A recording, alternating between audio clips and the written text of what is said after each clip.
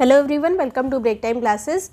इस वीडियो में हम आर्ट एंड कल्चर का पार्ट 7 कवर कर रहे हैं और इससे पहले के जो वीडियोस हैं इस वीडियो को देखने के बाद उसे भी देख लीजिएगा।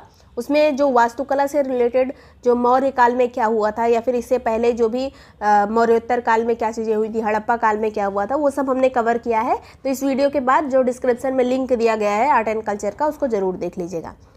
तो नेक्स्ट यहाँ पे जो बात करेंगे, इंडो इस्लामिक कल्चर कैसा था, वास्तुकला यहाँ पे कैसी थी, किस तरह से बिल्डिंग्स बनती थी इसमें, या कौन कौन सी बिल्डिंग्स बनी है, और जो स्थानीय शैली जैसे जौनपुर में कौन कौन सी बिल्डिंग है उसको किसने बनवाया था, वो सब चीज़ें यहाँ पर देखेंगे। और ये आने वाले यूपीपीसीएस के एग्जाम के लिए, आरओ यूपीएससी के एग्जाम के लिए, यूपीपीसीएस मेंस में भी यहाँ से क्वेश्चन आते हैं। तो आर्ट एंड कल्चर सभी का पार्ट है, तो ये सब में आपके लिए हेल्पफुल रहेगा। तो इंडो इस्लामिक कल्चर की बात करें तो इसको भारतीय अरबी वास्तुकला भी कहा जाता था। ये मिक्सचर था, क्योंकि जब बाहर से जो मुस्लिम या तुर्की लोग आते थे तो यहाँ पे आके यहाँ का भी कुछ कल्चर को अपनाते थे, तो उनकी जो बिल्डिंग्स हैं उसमें यहाँ का भी और वहाँ का भी मिक्स दिखता है। तो ये भारतीय अरबी, फारसी, तुर्की शैली का ये संगम हुआ करता था। नेक्स्ट यहाँ पर जो भारतीय शैली के जो चिन्ह यहाँ पर देखने को मिलते हैं, जैसे सजावटी कोष्ठक देखने को मिलते हैं, छज्जे देखने को मिलते हैं, गुंबदों की सजावट मिलती है, ये सब इस्लामिक शैली में ये सब चीज़ें अपनाई गई थी। इसके अलावा इंडो इस्लामिक जो मध्यकालीन हमारी जितनी भी बिल्डिंग्स बनी हैं मध्यकालीन भारत में, उसके क्या क्या लक्षण थे वो भी हम यहाँ पे देखेंगे। और ये जो पूरा नोट्स वगैरह है या फिर जो भी टेस्ट वगैरह है उसके लिए भी आरओ का ग्रुप चल रहा है, उसको ज्वाइन करना चाहें तो जो नंबर दिया है इस पर व्हाट्सएप करके ग्रुप को ज्वाइन कर सकते हैं। पूरा डिटेल आपको यहीं पर मिल जाएगा और उसमें किस तरह से ज्वाइन करना है, क्या क्या चीज़ें मिलेगी, वो सब आपको वहीं पर लिखा होगा। और सभी नोट्स इसी में मिलेंगे, जो सब्जेक्ट वाइज है, जैसे हिस्ट्री हो गया और आर्ट एंड कल्चर का अलग, ज्योग्राफी, पॉलिटी, सभी नोट्स यहीं पे मिलेंगे। और जो टेस्ट वगैरह हैं आरओ के लिए वो भी आपको यहीं पर मिल जाएंगे। मेंस के लिए जो चीज़ें हिंदी के लिए जैसे पत्र लेखन में जो टिप्स वगैरह है वो सब आपको यहीं पे मिलेगी। नेक्स्ट यहाँ पे बात करेंगे, यहाँ पे जो मध्यकालीन भारत की जो आर्किटेक्चर था, इसकी विशेषता थी मेहराब था, गुंबद था, उपस्थित होते थे मेहराब और गुंबद, मीनारें उपस्थित होती थी, ऊंची ऊंची मीनारें होती थी जैसे कुतुब मीनार वगैरह है। ये भी हम जैसे जैसे जो वंश आएगा उसमें क्या क्या खास चीज़ें हुई थी, क्या खास चीज़ें बनी थी, वो भी हम देखेंगे। जोड़ने के लिए यहाँ पर गारे का यूज़ किया जाता था, जो गारा होता है जिससे बिल्डिंग्स को जोड़ा जाता है। कंक्रीट, चूना पत्थर, चूना प्लास्टर, बलुआ पत्थर, संगमरमर, इन सभी चीज़ों का यूज़ किया जाता था। ये स्टेटमेंट में प्रीलिम्स में भी आ सकता है और इसको आप मेंस में भी लिखेंगे, जैसे इंडो इस्लामिक कला के बारे में अगर आ जाए तो ये सब चीज़ें आपको लिखनी होंगी। अलंकरण के लिए जो चीज़ यूज होती थी, जो शैली यूज होती थी, इसको पित्रादुरा शैली कहते थे और एक अरबेस्क शैली का यूज़ किया जाता था। अभी ये क्या होते थे अरबेस्क और पित्रादुरा, इसको भी देखना है। ज्यामितीय सिद्धांतों का प्रयोग किया जाता था, जो इनकी बिल्डिंग्स बनी होती थी उनमें समरूपता दिखे, मतलब इधर उधर टेढ़ा मेढ़ा कुछ ना रहे, इसलिए ज्यामितीय सिद्धांतों का इसमें यूज़ किया जाता था। आंगन में पूल और फव्वारे होते थे, फव्वारे का यूज़ किया जाता था। चारबाग शैली इसमें सबसे ज़्यादा फेमस थी। चारबाग शैली में जो इमारतें हैं उसको बनवाने की शुरुआत की गई थी। नेक्स्ट यहाँ पे बात करेंगे पित्रादुरा शैली। अब क्या है, तो पित्रादुरा में ये संगमरमर या फिर बलुआ पत्थर पर रंगीन ठोस पत्थरों को दबाकर इसका अलंकरण किया जाता था। जैसे ये संगमरमर पर रंगीन पत्थर लगाए गए हैं, ये है पित्रादुरा शैली। और इसका सबसे पहला उदाहरण जो देखने को मिलता है वो एतमादुद्दौला का मकबरा देखने को मिलता है, जो कि जहांगीर की वाइफ नूरजहां ने बनवाया था अपने पिता की याद में। उनका नाम था एतमादुद्दौला, उनको जो उपाधि दी गई थी वो एतमादुद्दौला की थी। आगरा में स्थित है ये मकबरा। नेक्स्ट बात करेंगे, पित्रादुरा ये हो गया जिसमें संगमरमर या फिर बलुए पत्थर पे रंगीन पत्थरों को घेरा जाता है। अब अरबेस्क शैली क्या होती है, तो अरबेस्क में पौधों को जैसे टेढ़ा मेढ़ा ऐसे पौधों को ऐसे करके सजावट की शैली ये भी होती है। लिपटे हुए पौधे वक्रीय रूप से यहाँ पर रूपांकन होता है। तो ये जैसे जो बड़े दरवाजे वगैरह होते थे या दीवारें होती थी उस पर ये वाली शैली बना दी जाती थी, अरबेस्क शैली इसको कहा जाता था। इसके अलावा जो इंडो इस्लामिक शैली की और एक विशेषता थी, उल्टे कमल बनाए जाते थे। ये भारतीय शैली का से लिया गया है। उल्टे कमल बनाए जाते थे, कलश उसमें दिखता है, स्वास्तिक का प्रयोग किया गया है कई जगह पे। तो ये सब चीज़ें जो है भारतीय शैली और जो इस्लामिक शैली थी उसको मिक्स करने का काम करती हैं। अब ये तो हो गई इनकी विशेषता। अब दिल्ली सल्तनत काल में जो अगर हमें बांटना है वास्तुकला को तो किस तरह से बांटा जाएगा, तो एक तो थी साम्राज्यिक शैली, जो कि जो दिल्ली सल्तनत के मेन राजा थे उनके द्वारा, दिल्ली शासकों के द्वारा जिसको संरक्षित किया गया था। और एक होती थी प्रांतीय शैली, जो उस टाइम पे जैसे जो अलग अलग प्रांत थे उन्होंने भी अपना कुछ निर्माण करवाया था। जैसे जौनपुर वगैरह में, मालवा के क्षेत्र में बहुत सारे ऐसे आर्किटेक्चर बने हैं जो कि प्रांतीय शैली के उदाहरण है। तो स्थानीय शासकों द्वारा इसको संरक्षित किया गया था। नेक्स्ट बात करेंगे अब पहला जो है दिल्ली सल्तनत का पहला वंश था गुलाम वंश, या फिर इसी को मामलुक वंश कहा जाता है। 1206 से 1290 तक ये था मामलुक वंश। और इसमें जो शैली यूज़ हुई थी उसको कहा जाता है मामलुक शैली। कुतुबुद्दीन ऐबक ने गुलाम वंश की स्थापना की थी या मामलुक वंश की स्थापना की थी। और इस टाइम पे गुलाम वंश में जितने भी आर्किटेक्चर बने हैं लगभग सभी जो है हिंदू स्थापत्य को ख़त्म करके बने हैं। उनके ध्वंसावशेष जो कहते हैं, उनके खंडहरों पर जो भी निर्माण हुआ है इस टाइम में उनके खंडहरों पर ही हुआ है। जितनी भी हमें यहाँ पर इस्लामिक शैली में जितने भी आर्किटेक्चर मिलेंगे लगभग सभी जो है पहले किसी हिंदू मंदिर या फिर किसी जैन मंदिर, बौद्ध मंदिर, उसी के आर्किटेक्चर के ऊपर बने हैं। इसीलिए जो है ये मुद्दा अभी भी चलता रहता है। तो ये एक ऑब्वियस सी बात है कि उसी पे बने हैं, तो इतना बहुत ज़्यादा डिबेट इसमें करने की ज़रूरत नहीं होती। फिर भी जब अब आज़ादी के बाद से अभी तक जो है बहुत सारी चीज़ें चेंज हो गई हैं, तो बहुत सारे आर्किटेक्चर अभी भी वैसे खड़े रहते हैं। हमेशा लड़ाई करने की इतनी ज़रूरत नहीं होती। फिर भी जो है ये जान लीजिए कि हिंदू आर्किटेक्चर पर ही बहुत सारे मंदिर, मस्जिद वगैरह जो हैं वो बने हैं। इसका एग्जाम्पल जो है ये कुव्वतुल इस्लाम, एक पहली मस्जिद जो तुर्की मस्जिद थी, ये भी जो है पहले जैन मंदिर, जैन खंडहर था उसी के ऊपर ही बनाई गई थी कुव्वतुल इस्लाम तुर्की मस्जिद।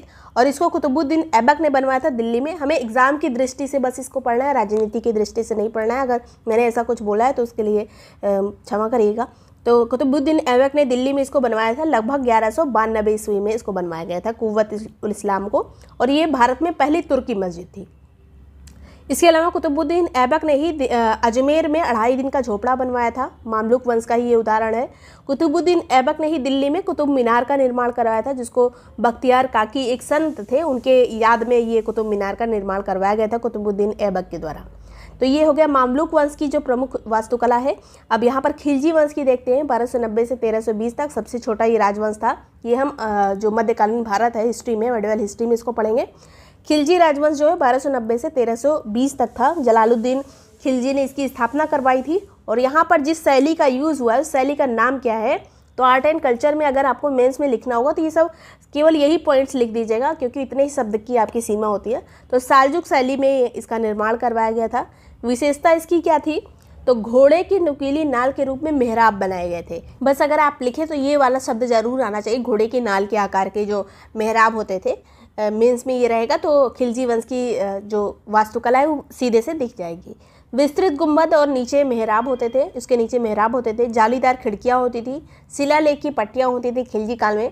और इसमें जो प्रमुख आर्किटेक्चर बनवाए गए थे, जैसे अलाई दरवाज़ा, इसको अलाउद्दीन खिलजी ने बनवाया था।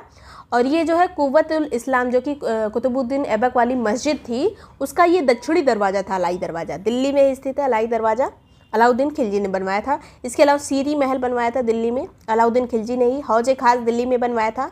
हजार सितून बनवाया था दिल्ली में। और जमात खाना मस्जिद भी दिल्ली में ही बनवाई थी। और ये सब चीज़ें जो है अलाउद्दीन खिलजी ने ही बनवाई थी।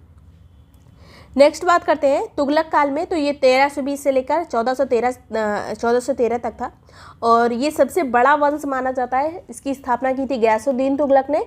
और यहाँ पर जो शैली यूज़ हुई है वो है बट्टार शैली। और इस काल में तुगलक वंश में जो अभी तक बिल्डिंग्स में बहुत सारी कलाकारी की जाती थी, अलंकरण किया जाता था, इस काल में हमें स्थापत्य की सादगी देखने को मिलती है। मतलब एकदम सादी बिल्डिंग्स हुआ करती थी, कम अलंकरण उसमें हुआ करता था। धूसर बलुआ पत्थर और लाल बलुआ पत्थर से तुगलक काल में बिल्डिंग्स का निर्माण हुआ था। मोटी मोटी दीवारें होती थी। इसमें जो है सजावट पे कम फोकस किया गया था, सुरक्षा पे ज़्यादा फोकस किया गया था कि जल्दी से जो है भेद ना पाए किला कोई। तो इस तरह से यहाँ पर दीवारों का निर्माण किया गया था। इसके अलावा तुगलकाबाद जो शहर है इसकी स्थापना करवाई थी गयासुद्दीन तुगलक ने। तो शहर वगैरह भी इसी में आ जाएंगे। तुगलकाबाद की स्थापना गयासुद्दीन तुगलक ने करवाई थी। इसके अलावा नहरों का निर्माण कराना शुरू हुआ इसी में। गयासुद्दीन तुगलक ने ही शुरुआत की थी, जो संस्थापक था। शुरुआत यहाँ से हुई थी, गयासुद्दीन तुगलक ने की थी। और सर्वाधिक नहर किसके टाइम पे बनाई गई? तो फिरोज शाह तुगलक के टाइम पे सबसे ज़्यादा नहर बनवाई गई थी। इसीलिए फिरोज शाह तुगलक ने जो है सिंचाई कर भी रखा था, जिसका नाम था हक-ए-शर्ब। हक-ए-शर्ब किसने रखा था? तो ये फिरोज शाह तुगलक ने रखा था, क्योंकि सबसे ज़्यादा नहर भी इसी ने बनवाई थी। नेक्स्ट बात करेंगे, इस टाइम पे तुगलक काल में ही डाक चौकियाँ बनवाई गई थी, जिसको गयासुद्दीन तुगलक ने शुरू कराया था। उसके बाद मोहम्मद बिन तुगलक के टाइम पे कई सारी डाक चौकियाँ बनी थी, सराय बने थे। काली मस्जिद, खिड़की मस्जिद, बेगमपुरी मस्जिद, ये सभी इसका निर्माण जो है फिरोज शाह तुगलक ने करवाया था तुगलक वंश में। पुराने महल जो थे उनका पुनर्निर्माण अगर पूछा जाए कि सबसे ज़्यादा कहाँ पे हुआ, किस वंश में हुआ था, तो तुगलक वंश में हुआ था। फिरोज शाह तुगलक ने कुतुब मीनार का पुनर्निर्माण कराया था, मरम्मत करवाई थी। अलाई दरवाज़ा का मरम्मत करवाई थी, हजार सितून की मरम्मत करवाई थी। तो फिरोज शाह तुगलक ने मरम्मत पे ज़्यादा फोकस किया था। और इसके अलावा इसने बहुत सारे नगरों की स्थापना की थी फिरोज शाह तुगलक ने, जैसे जौनपुर की स्थापना जो है जौना खां के नाम पर बनी है, पड़ा है इसका नाम। और इसको जो है मोहम्मद बिन तुगलक की याद में फिरोज शाह तुगलक ने इसका निर्माण कराया था, क्योंकि मोहम्मद बिन तुगलक के बचपन का नाम था जौना खां, उसी नाम पे ही जौनपुर नाम है। इसके अलावा हिसार की स्थापना कराई थी फिरोज शाह तुगलक ने, फिरोजाबाद की, फिरोजपुर की, फतेहाबाद की, ये सब स्थापना जो है फिरोज शाह तुगलक ने करवाई थी। इसके अलावा इसने जो है लोक निर्माण विभाग की भी स्थापना करवाई थी फिरोज शाह तुगलक ने, लोक निर्माण विभाग। अगला यहाँ पे आता है सैयद काल। सैयद काल जो है 1414 से 1451 तक था, और इसमें कुछ खास हुआ नहीं था। अष्टकोणीय मकबरों की स्थापना यहाँ पे करवाई गई थी, ये इतना याद रखना है, अष्टकोणीय मकबरे। इसके अलावा नीले रंग के टाइल्स का इसमें प्रयोग किया गया था। गुलदस्ता, स्वतंत्र गुलदस्ते का प्रयोग किया गया था। ये आर्किटेक्चर में ही एक शैली आती है गुलदस्ता, उसका यहाँ पर सैयद काल में प्रयोग शुरू हो गया था। अष्टकोणीय मकबरा याद रखना है। अगला आता है यहाँ पर लोदी काल। ये 1451 से 1526 तक था, और लोदी काल में जो है दोहरे गुंबद का प्रचलन चालू हुआ था, दोहरे गुंबद बनने लगे। चतुर्भुजी यहाँ पर मकबरों का निर्माण किया गया। जो सिकंदर लोदी का मकबरा है वो चतुर्भुजी मकबरे का उदाहरण है। इसके अलावा यहाँ पे लोदी काल में ही आगरा शहर की स्थापना कराई गई थी 1504 में सिकंदर लोदी के द्वारा। ये एक इम्पॉर्टेंट क्वेश्चन है कि सिकंदर लोदी ने आगरा शहर की स्थापना कराई थी 1504 में, और इसको राजधानी बनाई थी 1506 में। लोदी गार्डन की दिल्ली में स्थापना करवाई थी सिकंदर लोदी ने। लोदी काल में सिकंदर लोदी ने ही जो बनवाया था वो बनवाया था। मियाँ मोड की मस्जिद, इसको दिल्ली में बनवाया था सिकंदर लोदी ने। इसके अलावा जमाली कमाली मस्जिद सिकंदर लोदी ने ही बनवाया था दिल्ली में। तो ये लोदी काल की कुछ स्थापत्य कलाएँ हैं। अब स्थानीय शैलियाँ जो थी, जैसे जौनपुर शैली, यहाँ पे भारी भरकम इमारतें बनी हैं। इसके अलावा मीनारों का यहाँ पर अभाव देखा गया है, तो इसको आप मेंशन कर सकते हैं। ढलवा दीवारें, यहाँ पर इंडो इस्लामिक शैली का यहाँ पर यूज़ किया गया है। सरकी शासकों के द्वारा इसको बनवाया गया। जौनपुर में जो प्रमुख शासक थे, सरकी शासक थे, उन्हीं के द्वारा जो निर्माण वगैरह करवाया गया था। तो अटाला मस्जिद यहाँ पे प्रसिद्ध है, इसको इब्राहिम शाह शर्की ने बनवाया था। एक देवी मंदिर को तोड़वा कर इस मस्जिद का निर्माण कराया गया था, अटाला मस्जिद का। और ये लिखा हुआ है बुक में, ऐसा कुछ मैंने अलग से नहीं पढ़ा है, जो हिस्ट्री में लिखा है वही चीज़ मैं यहाँ पे बता रही हूँ। दरवाज़ा, लाल दरवाज़ा बनवाया था महमूद शाह शर्की की पत्नी बीबी राजी के द्वारा इसको बनवाया गया था। लाल दरवाज़ा कहाँ स्थित है? तो लाल दरवाज़ा जौनपुर में है, महमूद शाह शर्की ने इसका निर्माण करवाया था। झंझरी मस्जिद स्थित है यहाँ पर जौनपुर में, और इसका निर्माण इब्राहिम शर्की ने करवाया था। जामा मस्जिद भी यहाँ पर है, कई सारी जामा मस्जिद है, उनमें से एक जौनपुर में भी है, और इसका निर्माण हुसैन शाह शर्की ने करवाया था, हुसैन शाह शर्की। तो ये कुछ जौनपुर की इमारतें हैं, इसको याद रखना है किसने कौन सी बनवाई थी और जौनपुर में कौन कौन सी हैं, मैचिंग में आ जाता है ये। हम मालवा शैली देखते हैं, तो मालवा शैली जो थी ये दिल्ली वास्तुकला से प्रेरित थी। नुकीले मेहराब यहाँ पर बनाए गए थे, पिरामिडाकार यहाँ पर छत बनाए गए थे, ढलवा दीवारें थी यहाँ की, रंग बिरंगे पत्थरों का यहाँ पर प्रयोग किया गया था, संगमरमर यूज़ किया गया था, टाइल्स लगाई गई थी। और यहाँ का जो प्रसिद्ध है वो चीज़ याद रखना है, जैसे हिंडोला महल। हिंडोला महल जो है मालवा शैली का सबसे प्रसिद्ध महल है, और मांडू में स्थित है, इंदौर में है ये। मांडू इंदौर से थोड़ी दूर पर है ये, और इसका निर्माण जो है हुसंग शाह ने करवाया था। अगला है यहाँ पर जहाज महल स्थित है मांडू में ही, और इसका निर्माण गयासुद्दीन खिलजी ने करवाया था। और ये रानी रूपमती और बाज बहादुर का ये महल कहा जाता है, उनकी प्रेम कहानी से संबंधित है। ये जहाज महल मांडू में ही स्थित है। इसके अलावा असरफी महल है यहाँ पर, जामा मस्जिद है एक यहाँ पर। तो इसके अलावा हुसंग शाह का मकबरा है यहाँ पर। तो हुसंग शाह वही हैं जिन्होंने हिंडोला महल का निर्माण कराया था, इनका मकबरा भी यहीं पर स्थित है, मालवा शैली में ही बना हुआ।